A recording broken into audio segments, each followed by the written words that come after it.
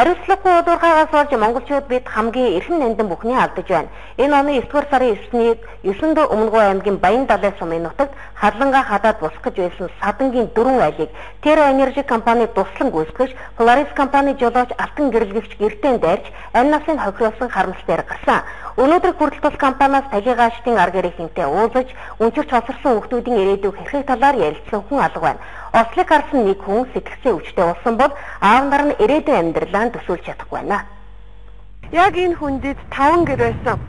Гэтэл гинэт Range Rover машинтай галзуу салаатай нэг жолооч орж ирээд хамгийн олон хүнтэй байсан тэр гэрийг дайрсан. Гэвч маш олон хүн байсан. Газар дээрээ 3 айлын 3 ээж 10 настай нэг хүүхэд амиа олцсон. Өнөөдөр ослын улмаас 6 хүүхэд өнчин хоцроод байна.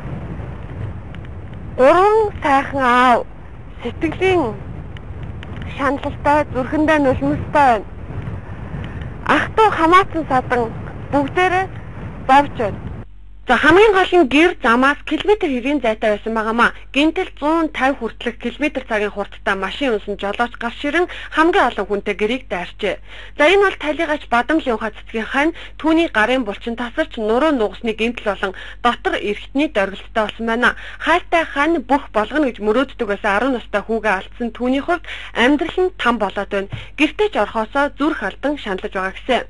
Миний талигач нус 3 том талигач нь цөмөр байгальд хэлэхдээ миний өвч гэсэн байгальд хэлэхдээ хөтөө яваад явж аваа чихрээр цаашаа хаана их вэ?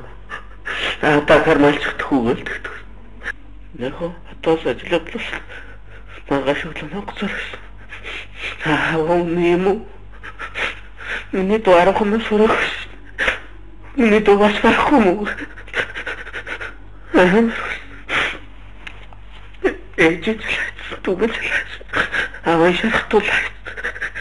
За тэрээр үргэлжлүүлэн энэ хэргийг хууль хяналтынхан үнэн зөвөөр шийдэхгүй юм бол би өөрөө хань болон хүүгийнхээ өшөөг авна гэж хэлж байсныг хэлэхэд буруутахгүй болов уу. Харин энэ бол талигач Алмагийн ар гэрийнхэн тэрээр зундаа жуулчдад зориулан гар урлал эрхэлж хавартаа малынхаа арьс ширийг борлуулан ар гэрээ тижээдэг нэгэн байжээ. Бага охин марлжонгоо нь одоо хүртэл ээжигээ хот явсан эрэгтэй шин даашин завчирна гэж хүлээсээр байна. Тэгээд цагаан 10 сартай тэгээд дооцхон таанастай шүү дээ. Энэ ч ерөөсөө бүгд хэцүү шүү дээ. Гэвэн тадаг ямар цаанасраг юм болоод юм юу болсон бэ? Янз бүрт яалж чадахгүй одоо ингээл эдгээр хүүхдүүд ихэл 3 хүүхдээ хэлтэл хантайхаас чарахгүй болсон. Тэгээд одоо ингээд ажил төрлөгийг ихээр ингээд 2 хүүхдээ ч намайг одоо ингээд шөнөөрөө нэг дөнгөж хараа өрөө болноо юу тэгэл ерөөсөө яахгүй. Гэрээс гарахгүй талдуулахгүй. За үнэхээр түүний хувьд 3 хүүхдээ бараадаад хөдөө малаа эзэнгээ орхин сумын төвд ирээд байгаа нь энэ юм. Цаашдаа амьдрал нь маш хүнд болоод байгааг тэрээр дахин хэлж байсан.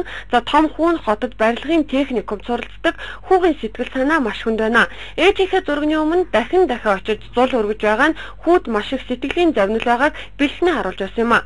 За харин энэ бол 3 дахь талигач Алтан зулын ар гэрийнхэн аав Хатанбаатар нь орой гэртээ орхосооч зүрхшиж байгаагаа бидэнд хэлж байлаа. За манай хүүхдүүд том нь 12 настай, бага нь 7 настай 2 хүүхэд. 2 хүүхэдтэй л үлдсэндээ би яар. Бага нь бодлоо тэгэл хүн араал нэж хөрөлөө болгоос юм. Шинэ унтах юм татаа их зүйлээ гэр.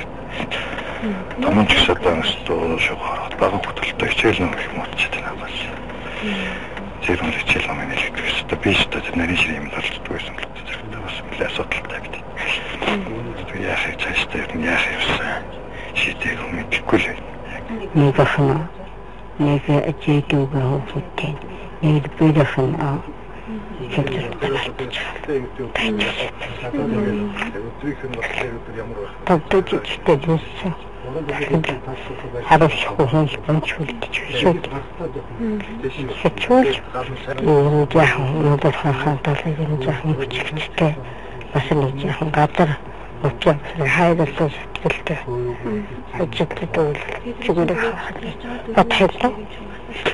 За үнэхээр энэ аимшигтай хэрэг нэг удмынхныг бүхэлдэн хамаатан саднаар нь хүс тэмтэрч олон хүнийг амьдын хагацалд унаглаа. Үлдсэн хүмүүс нь сэтгцийн өвчтөж болж байна. Энэ эмэгтэйг цагаан цэцэг гэдэг хэрэг гарах үед дайруулсан гэртээгээд азар амьд үлдсэн хүн юм а. Гэсэн ч тэрээр өөрийгөө үхсэн бол дэргэж хэлж байсан юм. Яагаад толгойн цэцэрлэгтэн их юм бодогддог. Олон буруу юу ч юм аа бодогдоод байдаг. Одоо онтуулахад одоо сэтгэл санааг тайван байлгах тийм. Тэгэл онтохгүй бодлоо бол одоо янз бүрийн ярина одоо сайн дээр болсон үйл явдал одоо инглээ гэл. Яагаад яач вэ тийм юм байна да. Яг онтохгүй сонтож байдаг. Шүнч онтохгүй дөрч онтохгүй 2 3 хоног. Баг нь ингээ байхгүй боллоо шүү дээ. Тэгээ энэ 3 айлын амьдрал 3 хүний хань 6 өр хүүхэд энэ усууд одоо хойш яаж амьдрах вэ? Энэ байлгийн хаагаар миний орнод ухтангаагүй азар шиж байхгүй. Эдээд ч нэг амьдралаараа хөдөөний малчид ихэд ямар ч амьдрах боломж байхгүй. Үргэлж айдас төгшөрдөл байдаг. Ийм л орчин бий болчлоо л доо ер нь бол.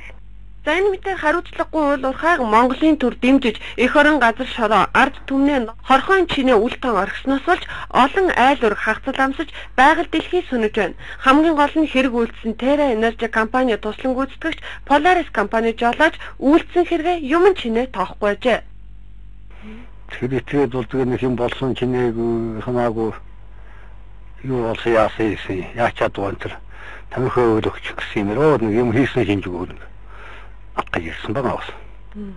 За тэгэхээр энэ уул уурхайн компанийн ажилтны согтуу байсан тохиолдолд компани эдэлбэр газраасаа гаргадгаас биш компани машиныг унаад хаагур сэлгүүцэх нь тэдэнд хамаагүй байдаг болтой юм а.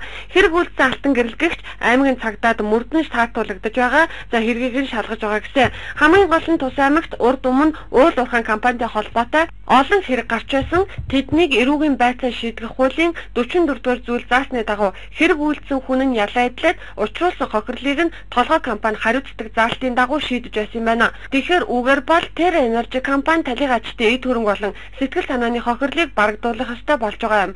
Энэ хэргийн улмаас нэг айл гэр орноо тэр чигт нураалгасан за орох оронгүй болцоод байна. Одоогоор одоо яг ар гэрээс нь одоо хэдэн үгэн чатарс яаж хийсэн судалгааг нь авах шатнд алж байгаа л та. Хэрэг гараад бараг 2 сар болж байхад тэд судалсаар л байна. Судлаж дөрвтэй арга хэмжээ аавна гэж талиг ачтай арга гэрийнх нь найдаж байгаа юм а. Ер нь бол аймгийн засаг дарга Бадраа нь Солонгос улсад амарч яваа бол орлогч дарга нь хотод сонгуулийн ажилдаа яваа гэсэн. Тэдэнд ямар нэгэн аргаар дахин сонгогдох нь чухал болохоос биш ард иргэдийнх нь амьдралд нэг их чухал биш байна.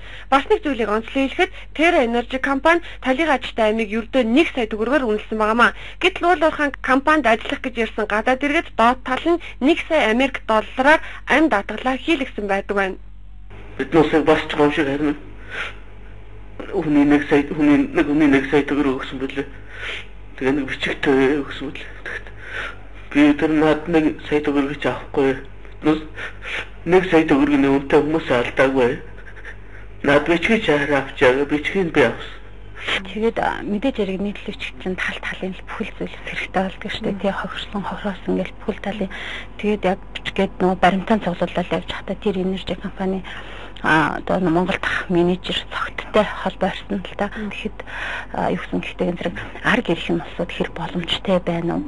Тэг чи тэрнийг нь судалж байж байгаарэ гэж хэлсэн байхгүй. Тэгээд тэнгэр бол би дургуйтсан л та. Мэдээж ийм асуудал байж болохгүй шүү дээ тий. Одоо яг тухайн үед надад төрсэн сэтгэл бол одоо юу юм тий. Энэ хүмүүс тийм үнэхээр боломжгүй бол одоо яах гэж байгаа орхичих гээд байгаа юм уу?